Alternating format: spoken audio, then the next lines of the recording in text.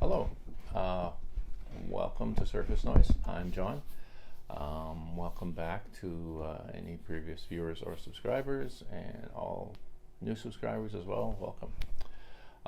So for today's video, I'm going to be doing my Rush collection. This will be split in two because there's just too much stuff to do in one video. I don't want to be talking, have people have to watch for that long. So anyway, let's get started. Record one is their debut, Rush by Rush. This was pre-Neil Peart. So we have John Rutsey on drums, with Lifeson on guitar and Geddy on bass. This album features songs like Finding My Way, In the Mood, and Working Man, which seems to be the big one. They always do that live whenever I saw them, which was on 3 separate occasions. By the way, this is a box set that I got. It's the first only copy I've ever had of this, but I just got this recently, to be honest. So it's pretty cool. Inside's got like the masters, all the information they had on the master tapes there. Then we've got the record itself, which is of course a repress, since this was box was done in 2014. There we are. It's just black vinyl. Put that there for seconds. But it also features some little bonuses inside. You've got these postcards. Geddy Lee. Lifeson, and John Rutsey. This here is, I guess, it's supposed to be the tapes as well. It's got the codes to download the album as well. And here, this here is the family tree. If you look at the back, it has all this information of the different, wow. Interesting, yeah, all the stuff, all the different, how they got to where they were.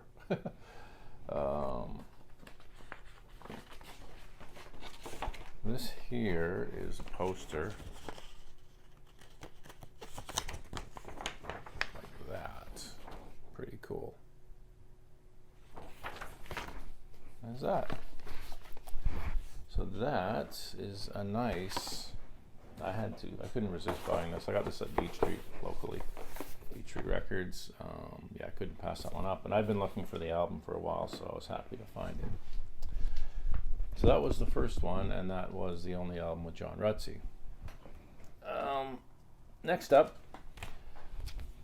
Fly By Night. So this was the debut of Neil Peart, right there on the back. This is, I believe, a repress of this record. I think this is dated 77 on the back, so pretty nice. First copy I've owned. I do have the CD, but so you got the lyrics, I guess, like that. And this was this is the album where they really started to sound like Rush, featuring songs. Title track is on here, makes sense. Fly By Night. You've got Anthem. That's actually one of my favorite Rush songs, is Anthem, and also By Tor and the Snow Dog. So that's Fly By Night, album number 2. All right, next up, Caress of Steel, album number 3. Don't think the record company was extremely happy with this record. There was no real obvious singles. Big song in here, I believe, was Bastille Day, but I also like the Necromancer. I think that's another one they did live on occasion too. This here, nice gatefold record. Another recent acquisition, another one from Beach Street. Oh, the Fly By Night was Red Rum Records, by the way, locally, so just to give everyone proper credit. But yeah, this one, Caress of Steel. Yeah, I like this one. I know a lot of people say it isn't that great, but I think it's pretty good. I like everything they do, so there we go. And at that point, actually, kind of a turning point for them, because the record company were kind of unhappy with them and that record, and they wanted something.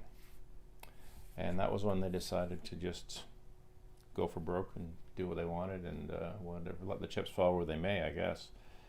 And that's when they did 2112, which of course is an absolute classic, even among non-Rush fans. I think 2112 is one of the albums that people would refer to. This is a nice gatefold as well. I picked this up around the time when I was starting to buy Rush vinyl, and that happened to be around the time when everyone was getting rid of their vinyl, which meant I could get this stuff really cheap. And if you look at the back cover, you will see a price tag of $1. Yes, I purchased this for $1. I have a lot of these records like that. Around 97, late 90s, everyone had to have CDs at the time, or they were downloading stuff. Records were just not cool. Well, I took advantage of that a little bit. Certainly helped me build up a Rush collection of sorts, at least a starting point.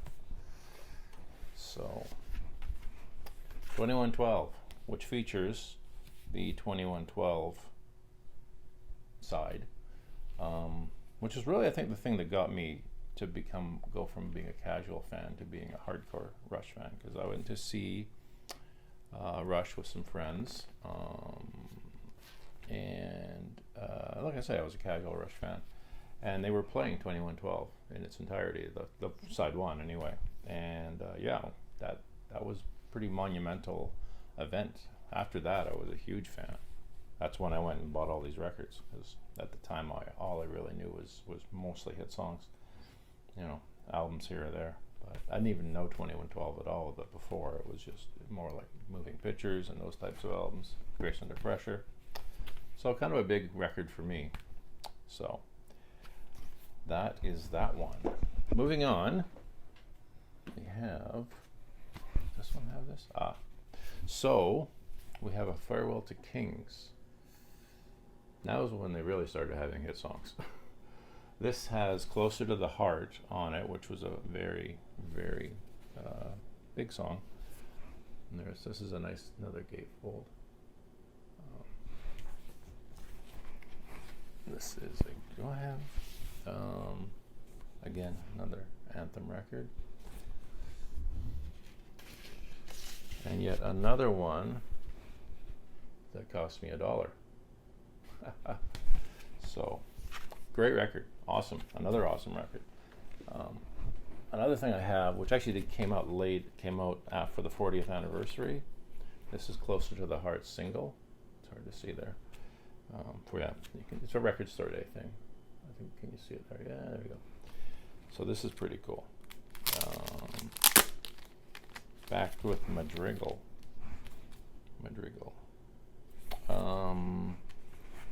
Yeah, so this is kind of cool. It's a nice label there. I like that with the heart on one side, and both sides have a heart.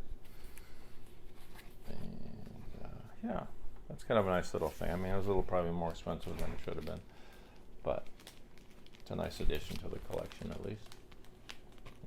I like it. I'm gonna put this away properly.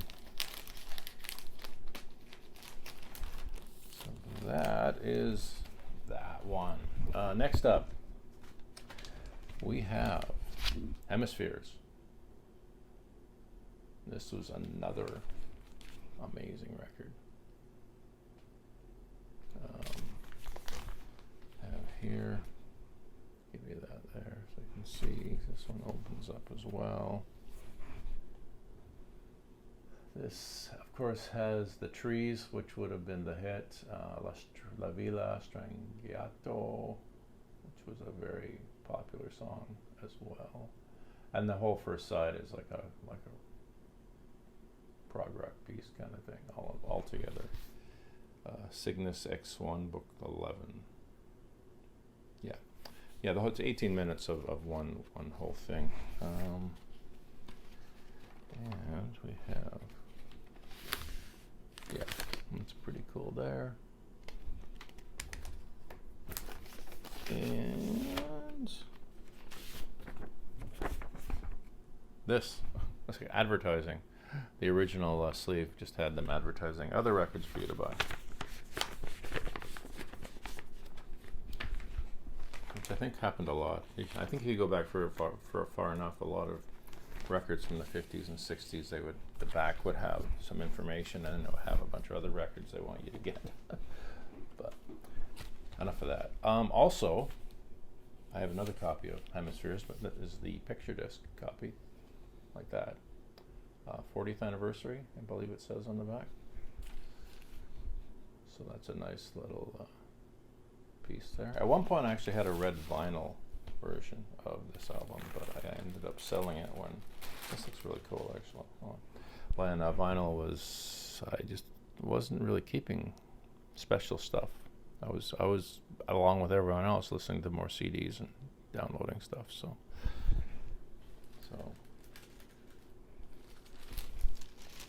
yeah, I kind of lost that one. I'd like to get it again. It'd be cool, even though I mean, maybe I don't need 3 copies of Hemispheres, but hey. Okay. Next up, Farewell to King, Permanent Waves. I don't know what I'm talking about. Permanent Waves, right there. Featuring Spirit of Radio, Free Will, Jacob's Ladder. Yeah, Entre Nous. This is another great one. There's only 6 songs on this. It's very short. Well, a few songs, not short. I'm sure there's lots of long tracks on it. And there's that, another anthem record. Not so bad.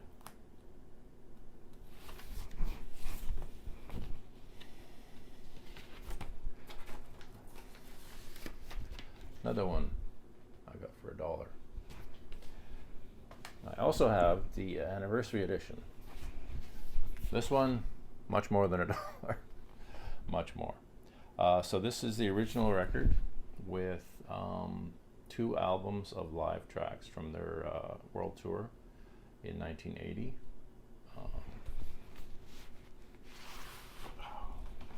So yeah, it's got this record here, same. And